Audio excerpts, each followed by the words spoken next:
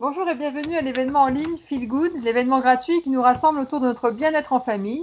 Au programme, des spécialistes triés sur le volet qui vous proposent du contenu gratuit, des solutions concrètes aux petits tracas du quotidien, un grain de folie, des moments cocooning, du fun. Je m'appelle Céline Zemanzik, je suis consultante en éducation pour les parents d'enfants au potentiel et je co-organise l'événement avec Graziella Joff et Estelle Julien. Aujourd'hui, j'ai le plaisir d'accueillir Ariane Joutar-Paris, de la société Atoukids. Et Ariane, je te laisse te présenter. Bonjour, donc je suis Ariane Joutard-Paris. J'ai fondé et géré un réseau de micro-crèches en Île-de-France et je lance actuellement Atoukids, un site internet à destination des familles avec un annuaire de professionnels de santé, bien-être et parentalité pour les femmes enceintes, les nourrissons, les enfants, les parents et à venir très bientôt un service de garde à domicile avec des professionnels diplômés. Et donc, effectivement, je voulais partager avec vous aujourd'hui mon expérience à la fois en crèche et d'échange avec les parents sur comment bien organiser sa garde à domicile, justement, pour être serein dans votre quotidien. Donc, je vais vous parler de la garde à temps plein pour les enfants de moins de 3 ans. Laisser son enfant à une personne étrangère est toujours source d'angoisse, c'est tout à fait normal. Donc pas de panique, surtout à domicile parce que on laisse son enfant à une personne seule, contrairement à la crèche collective. Voilà, mais il y a quelques petits trucs et astuces pour bien recruter et surtout recruter la bonne personne pour s'organiser, parce que on peut vraiment faire des parallèles avec la crèche et transposer certains principes pour garantir un bon accueil de votre enfant. Alors d'abord quelques chiffres, hein. Un petit rappel peut-être sur les modes de garde en France. Il y a deux systèmes en fait. Les structures collectives qui sont globalement tout ce qui est crèche, halte garderie, crèche parentale, crèche d'entreprise, et à domicile, sachant que à domicile il y a deux options, à son propre domicile ou chez une assistante maternelle. Aujourd'hui, la garde à domicile représente à peu près un gros tiers de l'accueil. Principalement les assistantes maternelles, 760 000 places en France en 2019, alors que la garde à domicile chez soi représente à peu près 47 000 places, c'est-à-dire 2 à 3% de l'accueil des enfants de moins de 3 ans. Et justement, donc Ariane, quelle est la différence entre assistante maternelle et garde à domicile? Alors, il y a plusieurs différences. La différence principale, c'est le lieu de la garde. Chez l'assistante maternelle, comme le nom l'indique, on va chez la personne. Tous les matins, on va déposer son enfant chez cette personne. Donc l'assistante maternelle fournit notamment le matériel de puériculture. Généralement, elle fournit les repas. Et dans son organisation, dans son domicile, elle peut avoir des pièces dédiées pour cette activité, puisqu'elle est agréée par la PMI, la protection maternelle infantile. Elle est agréée pour un nombre d'enfants accueillis. Et la PMI, du coup, a contrôlé son logement et les conditions de sécurité dans lesquelles elle va accueillir les enfants. Garde à domicile, c'est donc chez vous, dans votre logement, l'enfant est dans son environnement classique. Ensuite, donc, le nombre d'enfants accueillis. L'assistante maternelle, donc en fonction de son expérience et de son logement, va être agréée pour un nombre d'enfants qui varie. Alors, ça change un petit peu tous les jours en ce moment, mais entre 1 et 6, on va dire. Donc, on est un petit peu sur une mini-collectivité quand même. En garde simple, lorsque vous êtes chez vous, votre enfant peut être tout seul, mais vous pouvez aussi mettre en place une garde partagée avec une autre famille, éventuellement en alternance du lieu d'accueil, soit chez vous, soit chez l'autre famille. Et là, généralement, on est plutôt autour de 2, 3 enfants, avec quelquefois aussi des âges mélangés, des sorties d'école qui font qu'il peut y avoir un bébé toute la journée et puis un plus grand le soir. Voilà, il y a plusieurs manières de faire de la garde à son propre domicile. Les diplômes, agréments, donc comme vous l'avez compris, l'assistante maternelle est agréée, donc elle est contrôlée par le département. Elle peut également être diplômée de la petite enfance, hein. Il y a des assistantes maternelles aujourd'hui qui ont un CAP petite Oui. enfance, par exemple, ou même des éducatrices de jeunes enfants qui se mettent à leur compte. Et à domicile, là, vous pouvez trouver de tout, hein. Soit des personnes sans diplôme qui ont la fibre, on va dire, maternelle et qui vont garder des enfants pour, enfin, comme métier principal, soit là aussi des personnes diplômées qui souhaitent mettre au service des familles leur expertise et leur formation. Et une petite question, tu parlais donc de PMI en termes donc de contrôle pour les assistantes maternelles et pour les gardes à domicile, comment ça fonctionne?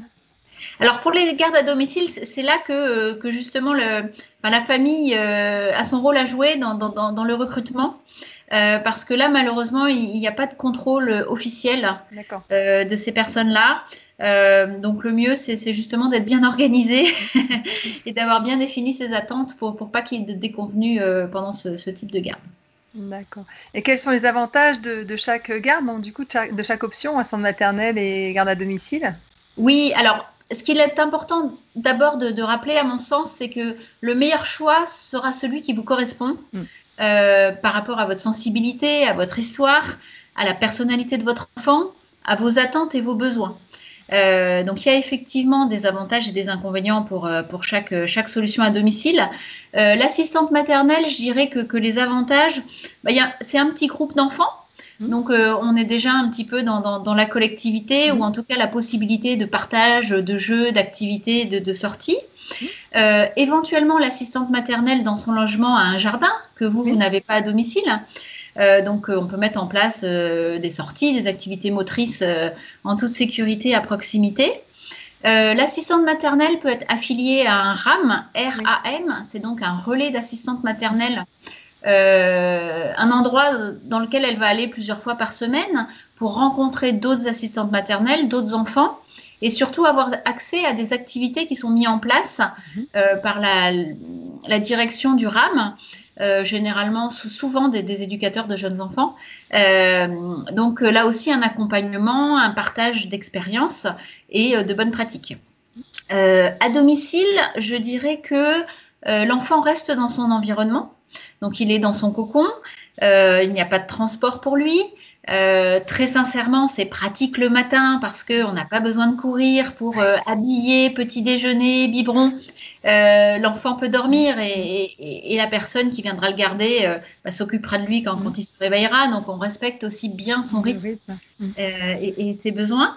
C'est probablement plus flexible en termes d'horaire. Puisque l'assistante maternelle vous accueille chez elle, donc elle a aussi une vie de famille qui fait que, voilà, quelquefois elle restreint les horaires, même si certaines vont vous proposer des horaires décalés. Donc là, à vous simplement de trouver la bonne personne. Et puis à domicile, on peut donc, comme je le disais tout à l'heure, mettre en place une garde partagée qui permet un petit peu de pallier au manque de groupe ou à l'échange aussi de pratiques entre les familles. Et au niveau aide financière?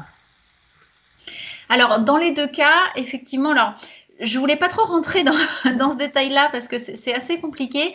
Mais effectivement, donc, ce qui est important de dire, c'est que dans les deux cas, c'est un emploi déclaré pour lequel un contrat de travail est signé entre la famille et la personne. Donc, il y a une négociation en fait entre les deux parties pour des horaires et une rémunération.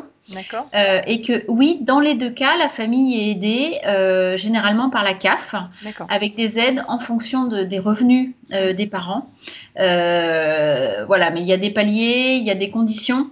Du nombre d'enfants aussi. Du nombre d'enfants accueillis, tout à fait. Et de toute façon, il est possible de faire des simulations aussi sur le site de la CAF.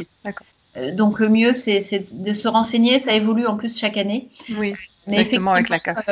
Une partie des rémunérations est prise en charge par la CAF, tout à fait.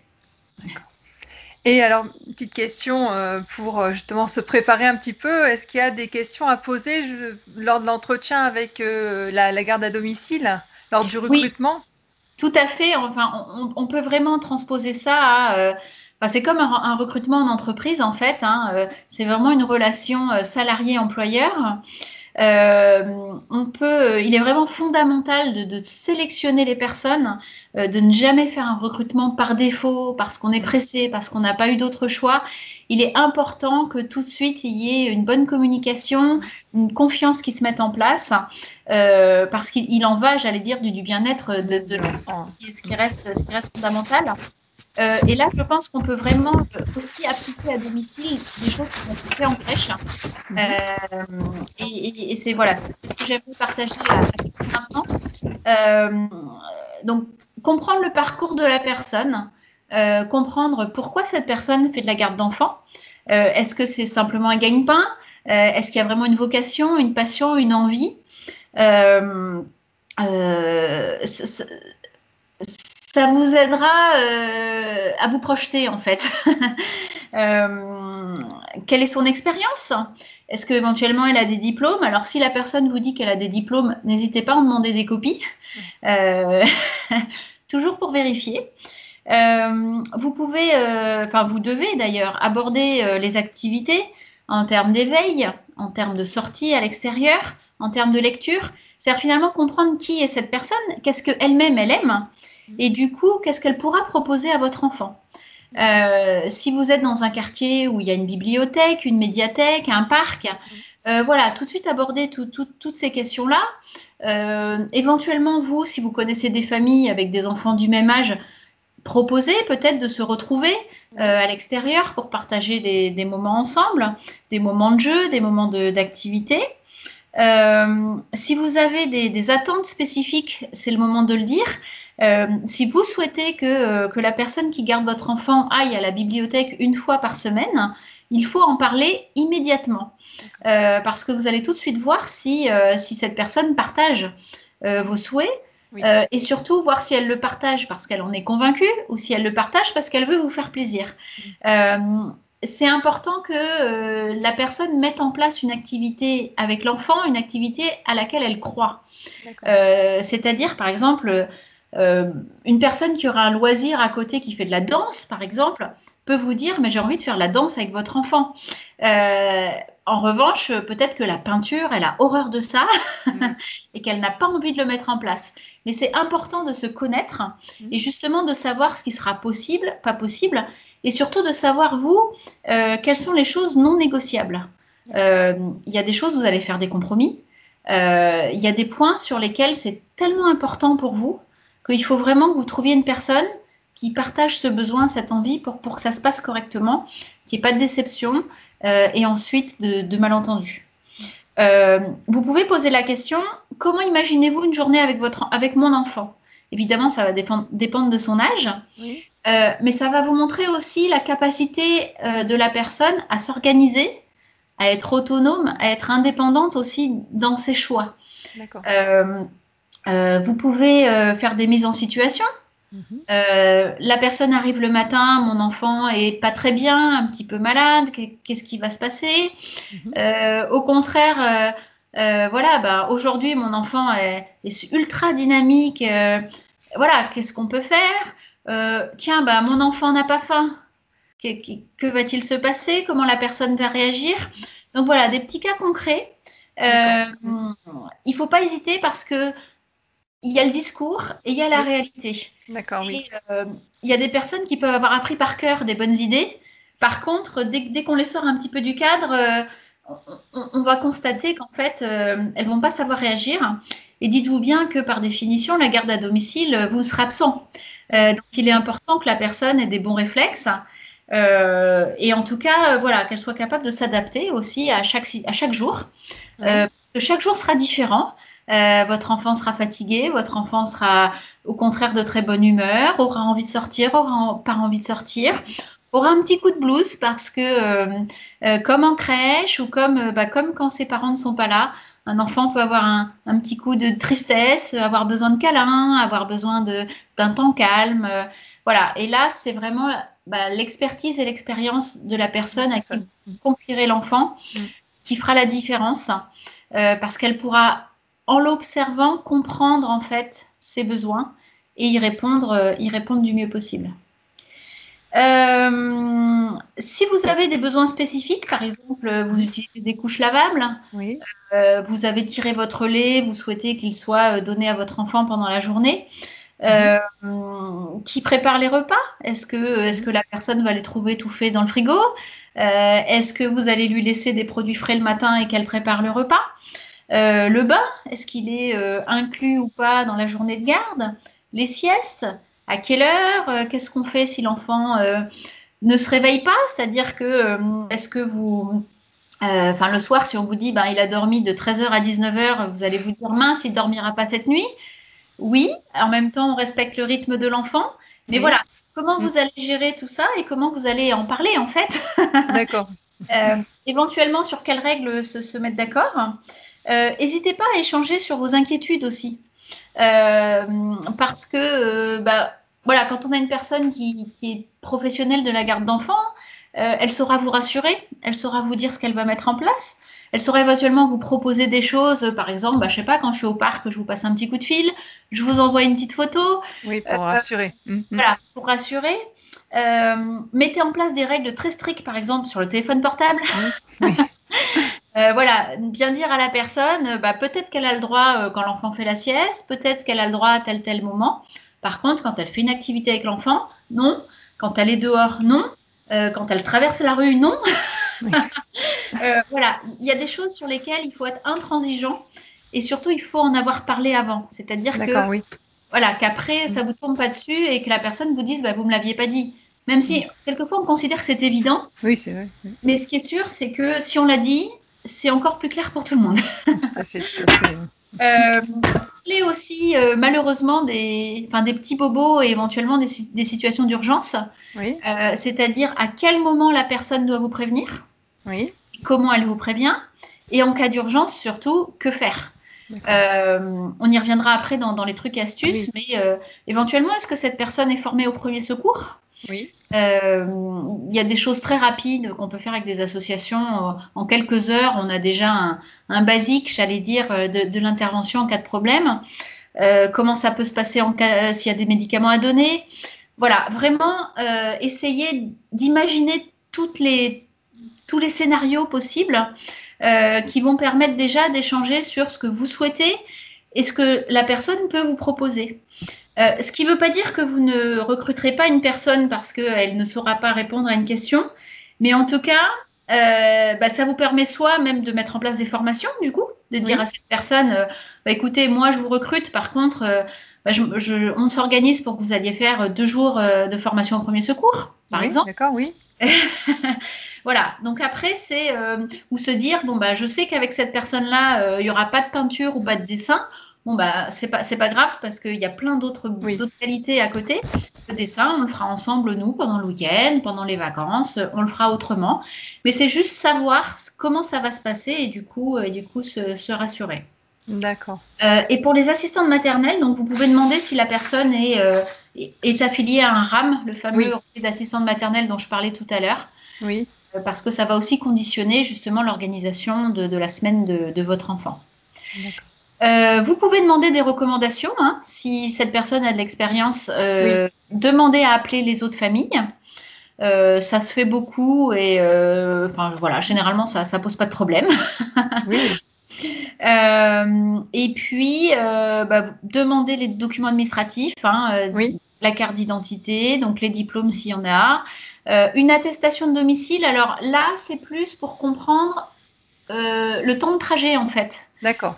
qu'il y a entre le logement de la personne et votre, enfin, votre propre logement. Domicile, En oui, cas de grève, ça sera toujours oui, utile. Et puis, enfin, garder un enfant, c'est un vrai travail. C'est fatigant. Enfin, on le voit en tant que parent, hein, tout à fait, oui, c'est vrai. et que quelquefois, voilà, une personne, enfin, elle a beau être de très bonne volonté, si elle a 2 heures de transport par Mm. jour, ça peut poser des difficultés à certains moments, donc il faut l'anticiper, il faut le savoir, il faut se dire ce qu'il en est et éventuellement, enfin voilà, comment on s'organise en cas de problème par rapport à ça. Pour conclure sur cet aspect-là, je dirais, dès l'entretien, vraiment parler en toute transparence, Mhm. en toute honnêteté, c'est important aussi que la personne à laquelle vous allez confier votre enfant se sente à l'aise, se Oui, sente entendue et comprise. Euh, c'est vraiment, c'est presque un recrutement réciproque. oui, c'est un choix mutuel. Mm. Voilà, c'est-à-dire que la personne aussi, elle va bien s'occuper de votre enfant parce qu'elle va se sentir bien accueillie par vous. Oui, Voilà, donc il faut que tout le monde se sente à l'aise et c'est pour ça qu'il faut vraiment aborder tous les sujets, qu'après aucun des deux n'ait l'impression, entre guillemets, de s'être fait avoir ou qu'on lui avait pas dit telle chose. Ah ben tiens, ou qu'il va découvrir qu'en fait il faut préparer les repas alors qu'il sait pas le faire ou qu'il n'a pas envie ou que voilà. oui. Donc cette transparence et honnêteté sont vraiment la base de la confiance entre les deux parties et qui fait qu'après même euh, si votre enfant tombe, si votre enfant se fait mal, ce qui va probablement arriver, hein, Oui, ce qui arrive en crèche, ce qui arrive partout, hein, il n'y a pas de oui, à la risque maison aussi, oui, oui, bien à la sûr. maison aussi. Et à la maison avec vous d'ailleurs Mm. en tant que parent, donc ça arrivera probablement aussi pendant sa garde. Ben, la personne aussi, si elle a confiance en vous, elle vous le dira plus Oui, facilement parce qu'elle n'aura pas peur de représailles, entre oui, bien guillemets. sûr. Voilà, elle vous le dira et tant mieux parce que c'est important que là aussi vous sachiez tout par rapport à la sécurité de votre enfant Bien sûr. dans la journée. Et si on choisit la garde à domicile, alors je pense que un peu comme avec la centre maternelle, le plus difficile, ce sont les premiers jours. Et comment est-ce qu'il y a des petites astuces pour gérer un petit peu ces premiers jours? Oui, tout à fait. Alors, en crèche, on parle de période d'adaptation. Et je pense qu'on peut vraiment la mettre en place aussi à la maison. Donc, qu'est-ce que ça veut dire? Ça veut dire finalement faire une garde progressive. Évitez le premier jour, vous reprenez le travail et vous partez de 8h à 18h en laissant votre enfant le matin. Non, essayez de faire des journées progressives, des Oui. temps où au départ vous êtes présent. Euh, Mhm. vous expliquez, vous parlez beaucoup à votre enfant, vous lui Oui, expliquez ce qui se passe, oui, présentez la personne. Et les premiers jours, vous êtes là pour répondre à ses questions. mhm. Euh, et petit à petit, ben voilà, vous augmentez le nombre d'heures. Au départ, vous faites un repas avec votre enfant et puis après, vous laissez la personne faire le repas, mais vous en étant dans une pièce à côté. Pareil pour le change, pareil pour le bain. Vous accompagnez la personne au parc, à la bibliothèque, vous lui montrez les lieux. Vous connaissez votre quartier, donc vous allez savoir aussi quels sont les carrefours un peu dangereux Oui, sur lesquels on fait vraiment attention. Voilà, c'est vraiment partager votre expérience et puis aider aussi la personne à comprendre votre enfant. Il y a des signes que vous, en tant que maman ou papa, vous connaissez par cœur. oui, Euh, voilà, si vous avez déjà des petites astuces à transmettre à votre garde d'enfant, ça sera plus facile pour tout le monde. oui. Est-ce que votre enfant a un doudou? Est-ce qu'il suce son pouce? Est-ce qu'il a une tétine? Quel est son jouet préféré? Quand il est triste, voilà, quelles sont les petites choses qui marchent? Oui. De la musique, un câlin, voilà. Et ça, finalement, vous aurez beau avoir préparé l'entretien de recrutement au maximum. Après, c'est aussi en vivant le quotidien que vous allez vous dire, ah bah oui, tiens, ça, on n'en a pas parlé. Euh, voilà, bah, à tel moment, il se passe ça. Je sais que il faut éviter telle chose. Vous allez pouvoir aussi bien montrer comment est organisée la maison, où sont les affaires de change, où Oui, sont les affaires pour manger. Euh, et ça, vous y penserez aussi en un peu vivant ces ouais, au premiers fur et à jours. mesure, oui. Voilà. Et puis Mm. surtout, ben, quand vous n'êtes pas là, vous avez complètement le droit de téléphoner chez vous, de Oui, téléphoner à la personne, de savoir comment ça se passe. oui, Il ne faut pas hésiter à le faire. Euh, Quelqu'un qui a une expérience de la garde d'enfants connaît vos inquiétudes, oui. connaît vos angoisses. Et on n'est pas dans le flicage, Mm. c'est pas de la mauvaise volonté, mais vous en avez besoin. Et c'est important que la personne l'accepte et prenne le temps aussi de vous rassurer, notamment au début. D'accord. Et de manière générale, est-ce que tu as des petits trucs et astuces à donner aux parents? Tout à fait. Alors, quand on laisse son enfant, donc on est vraiment enfin, dans le syndrome de la séparation. Oui, Alors, c'est valable autant pour l'enfant que pour le parent. Donc, oui, vous, en tant que parent, bah, vous êtes grand, hein, vous allez, vous allez faire avec, ou en tout cas, vous allez vous faire accompagner, vous allez trouver des solutions. Pour l'enfant, un petit truc peut être de laisser un livre photo, par exemple, Oui, dans lequel vous aurez mis des photos de la famille ou des photos de toutes les personnes qui sont importantes pour lui, d'accord. qui va pouvoir regarder avec la personne qui le garde. Et voilà, ça le rassure. C'est-à-dire que bah, maman n'est pas là, papa n'est pas là, je suis avec cette personne que je ne connais pas encore très bien, mais j'ai toujours mes repères. Alors évidemment, mettez-vous dans le livre photo, Oui, oui. vous en premier, les frères et sœurs si on a. Et puis on ne sait jamais, un jour, mamie va débarquer à la maison, va sonner à la porte. Ça peut aider aussi justement la personne qui garde votre enfant Ah oui, à de vérifier, reconnaître. que c'est bien mamie, quoi. Oui. Laissez une fiche de coordonnées à votre garde d'enfant. Alors, les coordonnées d'urgence, on les remet toujours parce que Oui, même si on connaît tous la marche à suivre par cœur, quelquefois dans la panique, oui. On on n'est pas oublie. cherché. Voilà, donc là on sait, on se rappelle que le SAMU fait le 15.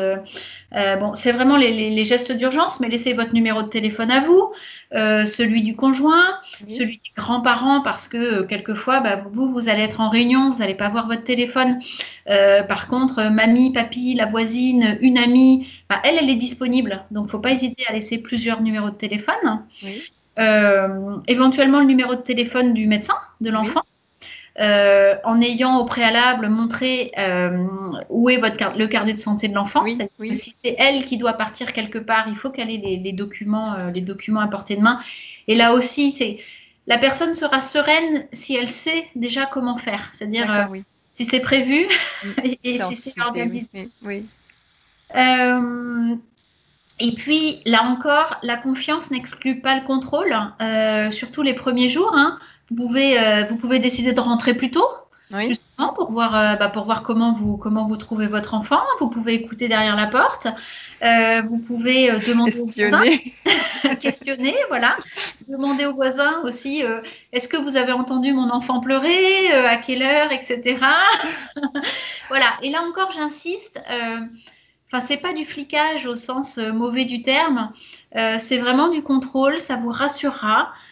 Pour la personne qui garde votre enfant, ça lui donne un cadre aussi, Oui, et c'est important de savoir que bah, elle vous fait confiance, mais que c'est quand même votre employé, votre employeur, pardon, oui. qu'elle vous a confié votre enfant et que, bah, comme en entreprise, il y a des évaluations, il y a des tests, et ben, à domicile, ça doit être la même chose. Et c'est aussi ce qui garantit la qualité de l'accueil et surtout la sérénité, donc finalement le confort de votre enfant, surtout quand il est tout petit. Après, vers 2-3 ans, les enfants parlent, donc vous Oui. ne pouvez pas hésiter aussi à leur demander de vous raconter leur journée. Partager s'ils ont Alors envie, parce que attention, parfois. voilà, ils ont envie. Et puis attention aussi, les enfants sont très créatifs. Oui, c'est vrai, oui. Donc voilà, si vous avez l'impression qu'il vous annonce une catastrophe, prenez le temps de vous-même vérifier, Oui. valider avant de prendre des mesures. C'est vrai en garde à domicile, c'est vrai chez la centre maternelle, c'est vrai aussi à l'école. Complètement, c'est vrai en crèche, c'est vrai, voilà, enfin, en crèche, moi j'ai entendu des enfants le soir et pourtant dans la crèche, Mmh. mais raconter des choses absolument hallucinantes, à son parent. Donc il faut aussi, voilà, Oui. prendre du recul en disant, voilà, des enfants qui disent: «Ah ben non, aujourd'hui, on n'a pas mangé». Alors, bon, c'est «Ah bon?» Alors bon, en crèche, on sait que c'est pas possible, mais je veux dire, voilà, l'enfant vraiment d'un air convaincu va dire: «Ah non, non, mais aujourd'hui, il y a eu un problème à la cuisine, je n'ai pas mangé». Bon, ben, voilà, évidemment, c'est pas vrai, donc à vous aussi de Faut mener creuser un l'enquête. peu, oui. Voilà, donc pour conclure, en fait, donc la garde à domicile, c'est toujours un petit peu stressant. Oui, Bon, dans 99 des cas, ça se passe très, très bien. Donc pas de panique, pas d'angoisse. Le choix à faire dépend vraiment de vous, de votre sensibilité, de vos contraintes, et surtout, en fait, de la personne que vous allez rencontrer. C'est-à-dire qu'il va se passer quelque chose, il va se passer un échange, et à ce moment-là, vous serez à l'aise, vous serez serein de dire: «D'accord, je confie mon enfant à cette personne». Plus que de se dire: «C'est une assistante maternelle chez elle ou c'est chez moi», c'est vraiment la personne qui va faire la différence. Ça serait la même chose en crèche, hein, d'ailleurs. Quand vous passez la porte d'une crèche, il y a des crèches qui vous plaisent et il y en a qui ne vous plaisent pas.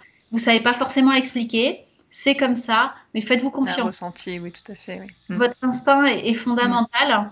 Faites-vous confiance et pour la garde à domicile, c'est exactement la même chose. Sachez ce qui est important pour vous, ce qui est bloquant, ce sur quoi vous pouvez transiger et ce sur quoi, ce qui est obligatoire. Prenez le temps de faire des transmissions. Alors, je suis désolée, j'utilise encore un mot de crèche. Ce sont en fait les échanges que vous avez avec la personne qui garde votre enfant et le matin et le soir. C'est-à-dire que le matin, c'est vous qui donnez des informations sur l'état de votre enfant. Il a bien dormi, il a bien mangé, il a fait des cauchemars. Hier soir, dans la famille, nous est arrivé telle chose. Voilà, pour donner des éléments de contexte. Et le soir, prenez le temps de savoir ce qui s'est passé pendant la journée et de sortir de il a dormi 30 minutes, il a eu tant de sel. Ce qui est important aussi, c'est son état d'esprit. Est-ce qu'il a joué? Est-ce qu'il était triste? Est-ce qu'il était gai? Est-ce que voilà, c'est-à-dire que c'est pas juste des éléments quantitatifs avec des chiffres. C'est vraiment aussi un partage, un ressenti sur votre enfant et comment lui a vécu cette journée. C'est très important. Et puis pour conclure, je crois que je dirais que si jamais vous vous trompez dans le recrutement de la personne qui va garder votre enfant, pas de panique, c'est un contrat de travail déclaré, comme dans n'importe quel autre travail, n'importe quel autre métier. Vous pouvez mettre fin au contrat en cours. Évidemment, il y a une législation à respecter, ça ne se fait pas n'importe comment, mais c'est toujours une possibilité que vous avez, qui est réciproque d'ailleurs aussi. Oui, bien sûr, oui. En tout cas, que vous, en tant que parent, vous avez, si à un moment, la garde ne vous convient plus, ou que votre enfant a grandi et que vous hésitez, vous voulez peut-être lui proposer autre chose, faut pas hésiter à le faire. Parce que, voilà, rappelez-vous qu'il en va du confort et du bien-être de votre petit bout de chou, et que qu'il arrive, c'est lui qui prime. Voilà, de toute façon, alors, probablement que ça va très bien se passer, mais si jamais il y a un souci, n'hésitez pas à... Cette possibilité-là de rompre le contrat, bien sûr, en respectant la législation. Voilà, tout à fait. Très bien. Voilà, Je te remercie beaucoup, Ariane. J'espère que ça vous aura aidé. Et pardon, Céline, je t'ai coupé la parole. Je te remercie pour toutes ces explications. Et puis, de toute manière, on va te revoir. Donc, dans les événements, dans l'événementiel Feel Good, et dans d'autres interventions, notamment dans une table ronde. Merci à vous, c'est très agréable de pouvoir échanger avec les familles. À très bientôt, Ariane, et à très bientôt dans Feel Good. À bientôt, Céline. Au revoir. Au revoir.